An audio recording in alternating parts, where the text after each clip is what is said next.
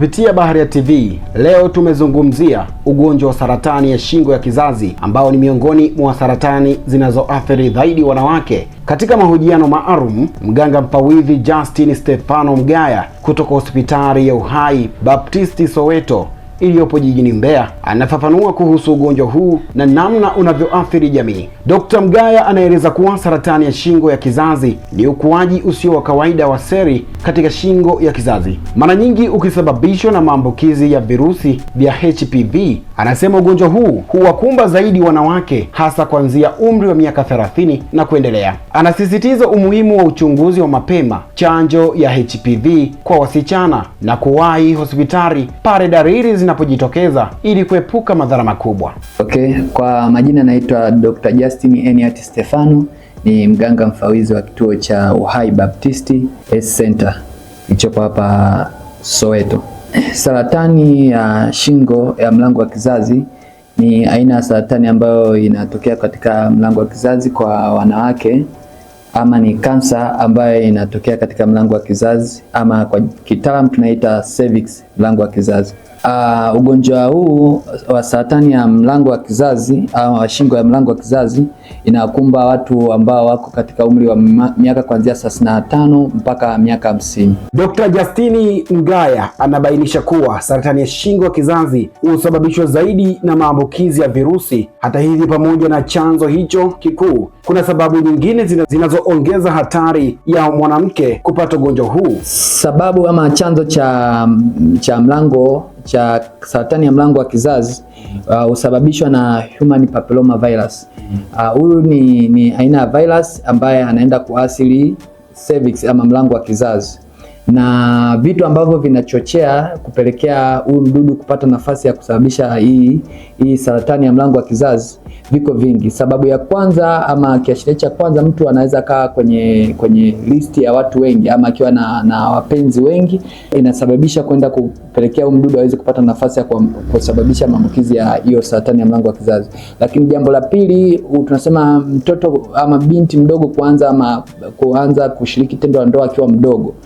Hii inaweza kapelekea pia huyu mdudu apate nafasi ya kwenda kusababisha hiyo saratani ya mlango wa kizazi. Lakini sababu ya tatu, tunasema mtu kushiriki tendo la ndoa pasipo kutumia kondom, akiwa na wapenzi wengi lakini hatumii kinga ama tunasema kondom, inapelekea huyu mtu aweze kupata hiyo saratani ya mlango wa kizazi. Lakini kwa wale wanawake ambao wanavuta sigara, uvutaji wa sigara kwa wanawake pia inamweka kwenye riski ya kuja kupata hii saratani ya mlango wa kizazi. Lakini pia tunasema riski nyingine, tunasema kwa wale wanawake ambao wanashiriki tendo la ndoa na wanaume wengi kwa siku moja, ama kukutana na wanaume wengi kwa siku moja akashiriki nao tendo ndoa mara kwa mara, inamweka katika riski ya kupata hiyo saratani ya mlango wa kizazi. Dalili za saratani ya mlango wa kizazi, tunazo dalili nyingi, lakini kwa ufupi, kwa mwanamke huyu ambaye ana hiyo shida ya saratani ya mlango wa kizazi, ataanza kuona dalili ya kwanza, atakuwa anapata maumivu makali wakati wa tendo, lakini kutokwa na damu pasipo na sababu. Atakuwa anaona damu inamtoka mara kwa mara pasipo kuwepo na sababu. Dalili nyingine, atakuwa anatokwa na uchafu ama tunasema usaa ukeni ambao ni usiokuwa na sababu ama nje ya magonjwa mengine. Hii inaashiria kwamba hii shida yake ambayo yuko nayo ama saratani ya mlango wa kizazi tayari imeshaanza kumtafuna na imefika katika hatua mbaya.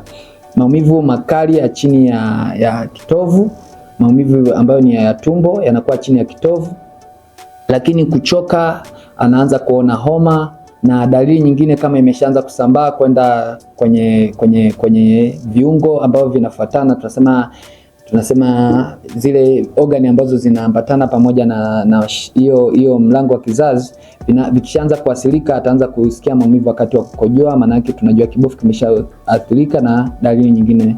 Aidha, Dr. Justin Mgaya akahitimisha kwa kusisitiza njia mbalimbali zinazoweza kusaidia kuzuia maambukizi na kupunguza hatari ya saratani ya shingo ya kizazi. Okay, njia ambazo tunaweza tukazitumia ili kuzuia maambukizi ya saratani ya mlango wa kizazi. Njia ya kwanza, tunawashauri hawa wanawake kufanya screening ama kufanya vipimo, kujiscreen mara kwa mara. Pap smear zinatolewa hospitalini, karibu vituo vingi vinatoa hiyo huduma. Kwa hiyo mwanamke nitakuwa achunguzwe mara kwa mara, afanyiwe uchunguzi ili kuchunguzwa kuona kama yuko kwenye hiyo riski, na kishagundulika anze matibabu mapema kabisa. Lakini pia kupewa chanjo, tunatoa chanjo kwa hawa wanawake ambao wako katika umri balehe na kuendelea, ili wasiweze kupata hayo maambukizi ya. Asante kwa kuifuatilia Baharia TV. Usisahau kulike, kusubscribe, kucomment na kushare.